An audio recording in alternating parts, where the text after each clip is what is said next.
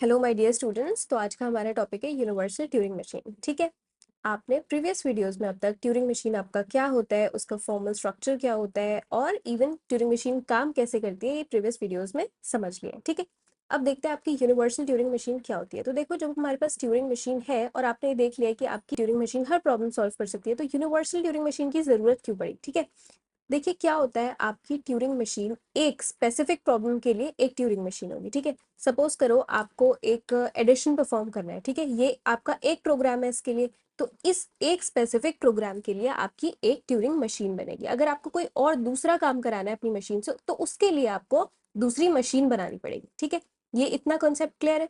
उसके बाद बट जो आपकी यूनिवर्सल ट्यूरिंग मशीन है वो क्या करेगी, वो एक जनरलाइज्ड मशीन है जो कि आपकी सारी की सारी प्रॉब्लम्स को, जो भी मतलब बेसिकली जो भी आपका एक जैसे डिजिटल कंप्यूटर कर सकता है ना, सारी प्रॉब्लम सॉल्व, सारे प्रोग्राम्स, ऐसा तो नहीं है ना आप एडिशन के लिए एक सिस्टम यूज करते हो, है ना, सब्ट्रैक्शन के लिए दूसरा सिस्टम यूज करते हो, मल्टीप्लिकेशन के लिए तीसरा एंड सो ऑन, है ना, ऐसा तो नहीं है। आपका एक ही कंप्यूटर सारी प्रॉब्लम्स को सॉल्व कर सकता है, राइट। तो इसीलिए हमें यूनिवर्सल ट्यूरिंग मशीन आपकी इंट्रोड्यूस हुई, जो कि एक जनरलाइज्ड मशीन है आपकी, वो हर एक प्रॉब्लम, बस उसको प्रॉब्लम डिस्क्रिप्शन दे दो और वो हर एक प्रॉब्लम को सॉल्व कर देगी। ठीक है, लेकिन यहाँ पे ध्यान देने वाली क्या बात है, हमने क्या कहा था, ट्यूरिंग मशीन से पावरफुल मशीन कोई नहीं आई है, तो यूनिवर्सल ट्यूरिंग मशीन भी उससे ज्यादा पावरफुल नहीं है। क्या मतलब है कि हर वो प्रॉब्लम जो यूनिवर्सल ट्यूरिंग मशीन आपका सॉल्व कर सकता है ना, वो ट्यूरिंग मशीन भी कर सकता है। बस इतना डिफरेंस है कि ये एक जनरलाइज्ड मशीन है, ये इसको आपको बार बार इसके लिए अलग एक प्रॉब्लम के लिए आपको नई मशीन बनाने की जरूरत नहीं पड़ेगी, ये सारी की सारी प्रॉब्लम सॉल्व कर देगा। बस हमें क्या देना होगा, इनपुट देना होगा, प्रॉब्लम डिस्क्रिप्शन देनी होगी और बाकी स्पेसिफिकेशंस देनी पड़ेगी, राइट। तो मतलब फॉर एग्जाम्पल जैसे मान लो आप, अगर आप बॉस हो, है ना, आप कंपनी चला रहे हो, तो एक एम्प्लॉय है जो एचआर है, राइट, और एक है जो आईटी डिपार्टमेंट में है, राइट। इस तरह से आपके पास बहुत सारे एम्प्लॉयज हैं। सपोज करो आपके पास एक एम्प्लॉय ऐसा है जो आपके सारे काम कर दे रहा है ना, एचआर की जो रिस्पॉन्सिबिलिटीज है वो भी कर रहा है, जो आईटी डिपार्टमेंट में एक पर्सन की जो भी रिस्पॉन्सिबिलिटीज होती हैं वो भी कर रहा है। तो आप ऑब्वियसली क्या करोगे, आप अपनी कॉस्ट कट करने के लिए एक एम्प्लॉय जो सब कर सकता है उसको पिक करोगे ना। लेकिन ऐसा नहीं है, जो काम ये दोनों कर रहे हैं ना, वही काम ये सिंगल पर्सन कर रहा है। ऐसा नहीं है ये जो एक एम्प्लॉय है ये कुछ ऐसा कर देगा जो ये दोनों मिलके भी नहीं कर सकते, है ना, ऐसा कुछ नहीं है। तो यूनिवर्सल ट्यूरिंग मशीन ऐसी कोई नई प्रॉब्लम सॉल्व नहीं कर दे रहा है जो ट्यूरिंग मशीन नहीं कर देती है। ठीक है, जितनी पावर ट्यूरिंग मशीन की है उतनी ही पावर किसकी है, यूनिवर्सल ट्यूरिंग मशीन की। तो अब आप कह सकते हो जो आपका डिजिटल कंप्यूटर है ना, वो भी एक क्या है, यूनिवर्सल ट्यूरिंग मशीन। ठीक है, चलिए अब रीड आउट करते हैं। देखो मोटिवेशन क्या है, we need a single machine which can solve all type of problems. अभी जो हमने डिस्कस किया कि आपको सारी प्रॉब्लम्स के लिए एक ही मशीन की जरूरत पड़ेगी। ऐसा नहीं है कि आप एडिशन के लिए एक अलग मशीन बना रहे हो, सब्ट्रैक्शन के लिए अलग बना रहे हो, ठीक है, डिवीजन के लिए अलग बना रहे हो। तो ये था इसका मोटिवेशन इंट्रोड्यूस करने का, यूनिवर्सल ट्यूरिंग मशीन, राइट। उसके बाद देखिए, universal Turing machine is a reprogrammable Turing machine capable of simulating the behaviour of any other Turing machine, effectively serving as programmable computer that can execute any computable function. क्या मतलब है, obviously reprogrammable क्यों है, आप इसको बार बार programme कर सकते हो जो भी आपकी प्रॉब्लम है उसके अकॉर्डिंग। ऐसा तो नहीं है ना, आपने एक मान लो क्या किया, एक यूटीएम में एक प्रॉब्लम डिस्क्रिप्शन दे दिया कि so and so problem solve करनी है, ये उसके इनपुट्स हैं, ये फाइनल, उसकी स्टेट्स हैं, उसमें फाइनल स्टेट ये है, इनिशियल स्टेट ये है। ठीक है, ये आपने दे दिया। उसके बाद आप सारी प्रॉब्लम भी इसी से सॉल्व करो, नहीं ना, आपको रीप्रोग्राम करना पड़ेगा इसी एक मशीन में, बस आपको दोबारा से प्रोग्रामिंग करनी पड़ेगी, राइट। लेकिन आप ऐसा ट्यूरिंग मशीन में नहीं कर सकते, आपकी ट्यूरिंग मशीन रीप्रोग्रामेबल नहीं है, जो आपने उसमें एक बार दे दिया वही वो प्रॉब्लम सॉल्व करेगी, राइट। अब देखिए, standard Turing machine can simulate only a single computation problem, एक ही कंप्यूटेशन प्रॉब्लम होगी आपकी किससे, ट्यूरिंग मशीन से। So if you want to solve another computation problem then another Turing machine is required to be constructed. ठीक है, but in case of UTM the same UTM can be used to solve any computation problem। ये भी हमने discuss कर लिया कि single UTM different problems भी solve कर सकती है, बार बार से आपको नई मशीन बनाने की जरूरत नहीं है। ठीक है, power of UTM is same as the power of standard Turing machine, ये भी हमने डिस्कस किया और ये बहुत ही ज्यादा इंपॉर्टेंट है। इसका नाम देख के इससे ज्यादा इंप्रेस मत हो जाना है, ठीक है। कि अगर यूनिवर्सल ट्यूरिंग मशीन है तो इसका मतलब ये ज्यादा पावरफुल है ट्यूरिंग मशीन से, नहीं नहीं, ठीक है, पावर सेम है इसकी। जो प्रॉब्लम आपकी ट्यूरिंग मशीन सॉल्व कर सकती है बस उतनी ही प्रॉब्लम्स यूनिवर्सल ट्यूरिंग मशीन भी सॉल्व कर सकती है, उससे कोई बड़ा तोप काम नहीं करेगी, ठीक है। और ट्यूरिंग कंप्लीट क्या होता है, आपका वो सिस्टम जो आपकी हर एक प्रॉब्लम को सॉल्व कर सकता है गिवन टाइम में, एक स्पेसिफिक अमाउंट ऑफ टाइम में और गिवन मेमोरी में, ठीक है। ऐसे सिस्टम को हम क्या कहते हैं, ट्यूरिंग कंप्लीट सिस्टम, ठीक है। तो आपकी हर एक उस प्रॉब्लम को सॉल्व कर सकता है जिसको ट्यूरिंग मशीन सॉल्व कर सकता है। तो आपका कंप्यूटर यूज करते हो वो भी क्या है, ट्यूरिंग कंप्लीट है, राइट। चलिए, तो अब ये काम होता कैसे है ये देखते हैं, ठीक है। अब आपने देखा था आपके पास ट्यूरिंग मशीन में क्या था, आपके पास सिंगल टेप था, याद होगा आपको, है ना। बट हमने उसके बहुत सारे मॉडिफिकेशंस, बहुत सारे वेरिएशंस देखे थे जिनमें आपके अलग अलग, किसी में आपके टेप की लेंथ लिमिटेड थी, है ना, फाइनाइट थी, किसी में राइट हैंड साइड पे इनफाइनाइट थी, लेफ्ट में लिमिटेड थी एंड सो ऑन। तो उसी में से हमने ये देखा था, उसी का एक वेरिएशन, एक मॉडिफिकेशन आपका यूटीएम भी था, और मैंने बोला था हम बाद में डिस्कस करेंगे इसके ऊपर एक स्पेसिफिक वीडियो पे, ठीक है, क्योंकि ये टॉपिक आपका सिलेबस में गिवन है। तो अब ये सब होता कैसे है ये देखते हैं। देखिए, अब आपके पास यूनिवर्सल ट्यूरिंग मशीन में एक सिंगल टेप ना होके आपके पास कितने टेप्स प्रेजेंट होंगे, 3 टेप्स प्रेजेंट होंगे। ऑब्वियसली आप एक टेप से इतना सारा काम, इतनी सारी प्रॉब्लम सॉल्व नहीं कर सकते, ठीक है। अब क्यों 3 टेप्स होंगे, देखो हर एक टेप का हम, जो भी उसका रोल है, हर एक टेप का एक, हर एक स्पेसिफिक टेप का हम रोल भी डिस्कस कर लेते हैं, ठीक है। तो देखिए, ये आपकी एक कंट्रोल यूनिट है जो आपकी हर एक मशीन में होती है, ये तो आपके पास ट्यूरिंग मशीन में भी है। इसी तरह आपके पास यूटीएम में यहाँ पे पहले एक फाइनाइट कंट्रोल यूनिट है, उसके बाद इससे क्या कनेक्टेड है, 3 टेप्स। तो फर्स्ट स्टेप में आप क्या करोगे, डिस्क्रिप्शन ऑफ एम, मतलब जो आपकी ट्यूरिंग मशीन का डिस्क्रिप्शन है, आपकी प्रॉब्लम है क्या, वो पूरा डिस्क्रिप्शन, कि अभी ट्रांजिशंस कैसे काम कर रहे हैं, कि अगर Q1 स्टेट पे है वहां से कहाँ जाएगा, किस इनपुट सिंबल मिलने पे, ये पूरा डिस्क्रिप्शन आपको किस में देना पड़ेगा, आपके टेप नंबर 1 में, ठीक है। अभी हम ये भी देखेंगे कैसे कैसे दोगे। ऑब्वियसली यहाँ पे ट्रांजिशन फंक्शन पूरा तो एज इट इज नहीं लिख दोगे, उसके लिए हम बाइनरी इनकोडिंग करते हैं, ठीक है। और बाइनरी इनकोडिंग कैसे करते हैं वो भी अभी हम देखेंगे। अब नेक्स्ट स्टेप में क्या होगा, इसमें आपके टेप कंटेंट्स ऑफ एम, मतलब आपके जो भी इनपुट्स और आउटपुट्स होंगे वो किस में स्टोर होंगे, आपके सेकंड वाले टेप में, ठीक है। अब थर्ड स्टेट में क्या होगा, इंटरनल स्टेट ऑफ एम, मतलब करंटली आपकी जो ट्यूरिंग मशीन है वो कहाँ पे है, जो इनिशियल स्टेट है वो किस में होगी, आपके थर्ड वाले टेप में, ठीक है। तो अब देखिए, पहले पढ़ लेते हैं फिर देखते हैं काम कैसे करती है यूटीएम।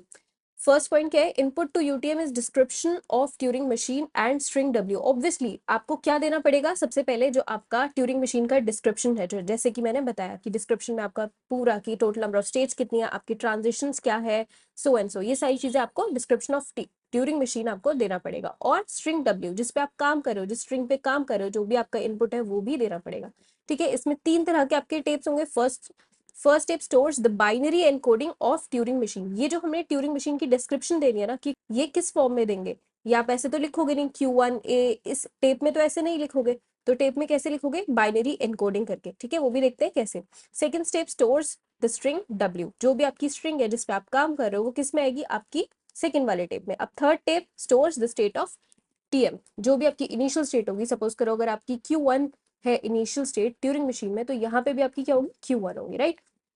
और एक्शंस क्या क्या होंगे, या तो आपकी स्ट्रिंग एक्सेप्ट होगी या रिजेक्ट होगी या लूप, इस पे भी हम एक डिटेल डिस्कशन करेंगे कि एक्शंस आपके क्या क्या होते हैं, ठीक है। तो अब देखिए, मतलब अभी के लिए इतना समझ लो कि जैसे अगर आपकी स्ट्रिंग है 110, है ना, मैंने पूछा कि ये एक्सेप्ट होगी या नहीं होगी, तो आपके क्या, ये जो मशीन है आपकी, ये क्या क्या एक्शन ले सकती है, या तो इसको एक्सेप्ट करेगी कि yes this string is accepted by this machine, या फिर ये रिजेक्ट करेगी, या फिर ऐसा हो सकता है कि ये बताए ही ना कि ये एक्सेप्ट है या रिजेक्ट है, ये बस बार बार क्या कर रही है, लूप में चल रही है। ये तीनों एक्शंस परफॉर्म हो सकते हैं, राइट। और एक और बात, जब आप यहाँ पे डिस्क्रिप्शन कर रहे हो ना, तो आप बाइनरी एनकोडिंग करके कर रहे हो, मतलब बाइनरी नंबर्स में, तब आप सेपरेट कैसे करोगे, मान लो ये आपका इनपुट है, ठीक है, और मान लीजिए 0 0 आपका आउटपुट है, ठीक है। तो अब यहाँ पे सेपरेटर की तरह या तो आप 0 को यूज करोगे या 1 को, ये पहले ही हम स्पेसिफाई कर देंगे, या फिर आपको क्वेश्चन में दिया होगा कि आप यूज 0 एज अ सेपरेटर और 1 एज अ सेपरेटर, ठीक है। तो ये जो आपका सेपरेटर होगा ये भी आपका 0 या 1 में से होगा, ठीक है। चलिए अब देखते हैं बाइनरी एनकोडिंग से मेरा क्या मतलब है। देखो अब क्या क्या एक्शन होते हैं, सपोज कीजिए आपके पास क्या है, इनिशियल स्टेट है Q1, अभी इनिशियली आपकी जो ट्यूरिंग मशीन है उसमें इनिशियल स्टेट क्या है, Q1 है, ठीक है। और आपका इनपुट क्या है, आपका इनपुट लेट से 0 है, ठीक है। तो अब ट्रांजिशन होने के बाद, ये आपने ट्यूरिंग मशीन में भी देखा था ना कि ट्रांजिशन फंक्शन कैसे काम करता है। 3 चीजें बतानी पड़ेंगी कि जब ट्रांजिशन होने के बाद, मूव लेने के बाद, ये आपका क्या है, इनपुट सिंबल है कि अगर अभी आपका जो रीड राइट हेडर है वो Q1 स्टेट पे है और उसने इनपुट सिंबल रीड किया 0, तो क्या एक्शन परफॉर्म करेगा, वो स्टेट Q2 पे मूव करेगा और उसका आउटपुट क्या होगा, लेट से उसका आउटपुट है, हमने 0 को ओवरराइट करके यहाँ लिख दिया 1, ठीक है। और अब लेफ्ट में मूव करना है इस रीड राइट हेडर को या फिर राइट में मूव करना है, ये भी आपको मेंशन करना पड़ता है। तो ये सारी चीजें आपकी आती है, ठीक है। अब इसका डिस्क्रिप्शन कैसे दोगे, इसकी बाइनरी एनकोडिंग कैसे करेंगे वो देखते हैं।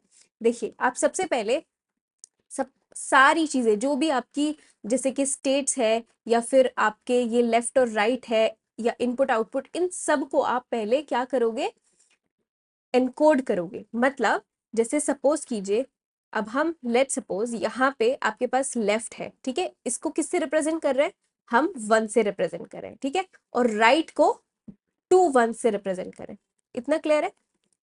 अब सपोज कीजिए आपके पास है स्टेट एक Q1 जिसको हम 1 1 से रिप्रेजेंट कर रहे हैं और Q2 है उसको हम 2 1 से कर रहे हैं, और लेट से अगर Q3 है तो उसको 3 1 से रिप्रेजेंट कर रहे हैं, ठीक है। हम यहाँ पे वंस क्यों यूज करें, क्योंकि हम सेपरेट करने के लिए फिर किसका यूज करेंगे, 0 का यूज करेंगे, ठीक है। अब सपोज कीजिए आपके पास यहाँ पे इनपुट्स है अब, ठीक है।